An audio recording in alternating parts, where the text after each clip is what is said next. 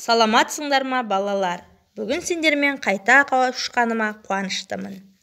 Бүгін көңіл күйлерің жақсы шығар деп ойлаймын. Ендеше балалар, бүгін әдебиеттік оқу пәнінен 87-ші сабақ табиғатым құстарменен көрікті атты тақырыпты өтеміз. Бүгінгі сабағымыздың мақсаты кейіпкерлердің сыртқы келбетін сипаттау, мінез-құлқы мен іс-әрекетін бағалау. Ал балалар, экрандағы өлеңді бірге оқимыз. Көкке бояп өңірді, көктем келді көңілді. Бау-бақшада, орманда, құстар әні көңілді. Құстар келеді, жерді шуға бөледі. Көктем келді деп бізге жақсы хабар береді. Балалар, көктем мезгілінің жаршыларын білесіңдер ме?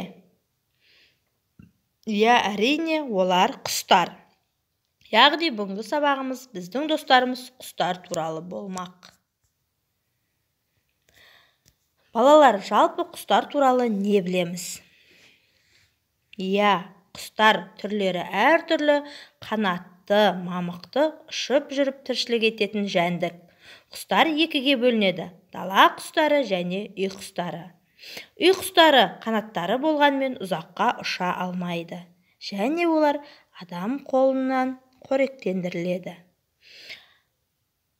Ал дала құстары болса, жемтіктерін өздері тауып жеп, ұзаққа ұша алады екен.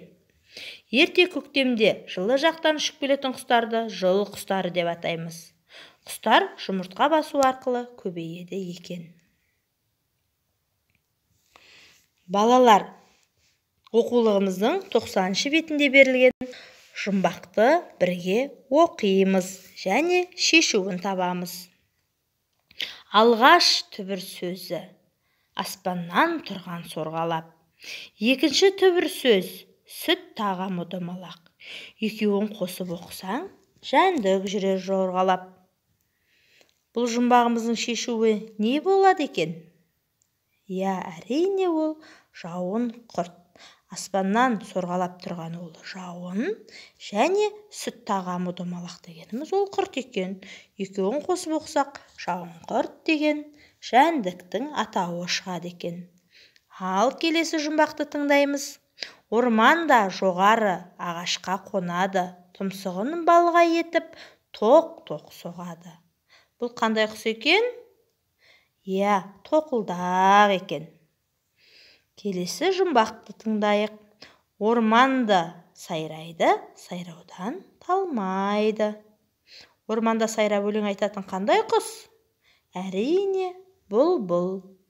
Ендеше балалар, біз бүгін Шона Смаханұлы ағамыздың «Бұлбұл мен тоқылдақ» атты мысалымен танысамыз.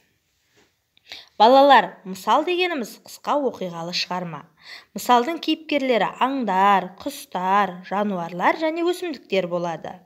Мысалда кемшіліктер сыналады.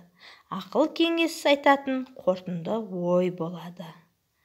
Ал Шона Смаханұлы атамыз 1924 жылы Жамбыл облысы Талас ауданында дүниеге келген. Ол қазақтың ұлы ақыны. Оның балаларға арнап жазған көптеген мысалдары бар екен. Соның ішінде қу түлкінің сыбағасы, ұры түс, айға ұшамын, кездік және бұлбұл мен тоқылдақ деген мысалдары кеңінен таралған екен. Ендеше біз бүгін бұлбұл мен тоқылдақ атты мысалмен танысамыз. Бұлбұл мен тоқылдақ. Бұлбұл келіп бұлқынды, тоқылдақты жұлқыды. Күндізде тоқ-тоқ, ойпырмай, өзіңде бір жан екенсің, жақ жоқ. Сенің тоқылыңнан орман жаңғырып, таңертең тұрамыз басымыз мәңгіріп. Сонда тоқылдақ күлді де сықылдап, көрсетті оған құртты тұмсығымен шоқып ап. Бұлбұлмын дейсің, дымды білмейсің, кезің келді сыналар. Мен болсам, мыналар жоқ қылмай ма орманыңды? Көререм сонда әнге салғаныңды. Құрт жеген соң гүліңді, жұрт не қылсын үніңді. Балалар, мысалдың мазмұнымен таныссақ, сұраққа жауап береміз. Бұлбұлдың пікірімен сен келісесің бе? Неліктен? Әлде тоқылдақтың пікірімен келісесің бе? Неліктен? Өзің ой елегінен өткіз. Және осы мысалдан қандай ой түюге болады?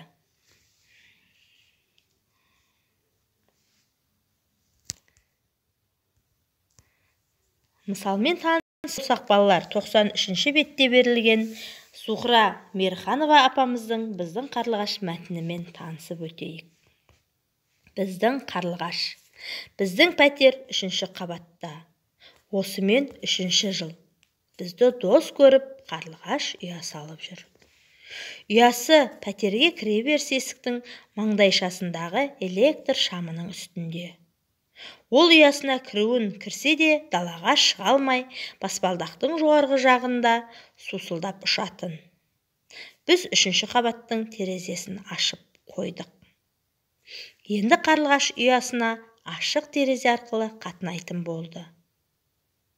Есіктің алды саңғырықпен қаншама былғанса да, Есімбек пен Маржан еш ренжіместен күнделікті тазалаудан жалыққан емес. Бір күні өте нәзік дауыс шиқ-шиқ етеді. Сарыуыз балапандардың дауысы ғой. Дамылсыз тамақ тасыған анасын көріп, мәз-майрам. Біз де мәзбіз. Балалар, мәтінмен танысып болсақ, дәптерімізді ашамыз. Дәптерімізге бүгінгі күннің ретін және бүгінгі тақырыптарды жазып қоямыз. Және осы мәтінге байланысты сұрақтардың жауабын дәптер бетіне түсіреміз. Мәтін не туралы айтылған? Қарлығаш қандай құс? Қарлығаш ұясын қайда салған? Балалар қарлығашқа қандай көмек берді? Балалар, осы сұрақтарға толық жауап беру үшін мен сендерге қарлығаш туралы түсініктеме беріп өтейін. Қарлығаш айыр құйрықты, қанаттары ұзын, әрі үшкір келетін, шағын денелі қара ала құс. Басқа құстардан айырмашылығы жемін ұшып жүріп аулайды. Суды да ұшып жүріп ішеді екен. Қарлығаш мейірімді, қамқоршы құс. Ол жыл құсы деп те аталады. Ерте көктемде жылы жақтан бірінші болып ұшып келеді. Ұясын топырақ пен саздан қалайды. Ішіне мамықтар төсейді екен. Қарлығаш жылына 2 рет жұмыртқалайды. Жем іздеп шыққанда балапандары құлап кетпесін деп аяқтарын қылмен байлап кетеді екен. Қарлығаш мейірімді, адамға дос құс болғандықтан ата-бабаларымыз қарлығашты ежелден жақсы көрген екен. Қыздарына мейірімді болсын деп қарлығаш деп те ат қояды екен. Осы қарлығаш құсына байланысты біздің ата-бабаларымыздың наным сенімдері өте көп. Мысалға, қарлығаш биік ұшса, күн ашық болады. Жер бауырлап төмен ұшса, жаңбыр жауады. Қарлығаш ерте көктемде келе салып қораға қонса, қой егіс табады, ақ мол болады. Ал ерте көктемде үйдің шатырына немесе босағаға келіп қонса, сол үйдің адам басы көбейеді деп болжаған. Түсіңде қарлығаш көрсең, өңіңде бақытқа кенелесің деп те айтады ата-бабаларымыз. Балалар, бүгінгі тапсырмаларды орындап болсақ, үйге тапсырма алайық. Үйге тапсырма: бірінші бұлбұл мен тоқылдақ мысалын оқу. Оқулықта берілген 3-ші тапсырманы дәптерге орындау. Яғни тоқылдақ пен бұлбұлдың қандай ұқсастықтары мен айырмашылықтары бар екенін дәптер бетіне түсіру. Және осы мысалда сен қай құстың пікіріне қосыласың және неліктен қосыласың, соны дәптер бетіне түсіреміз.